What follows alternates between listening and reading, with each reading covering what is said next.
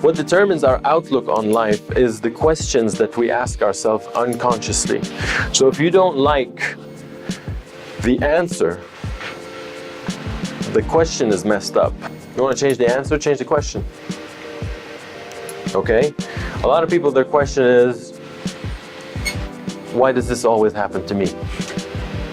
Usually it's called a primary question. This question pops up when you're in a difficult moment.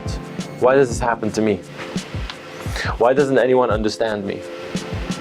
And your mind is like Google. When you ask it a question, it says searching. Why is my life so horrible? Your mind tells you searching. Let me tell you why.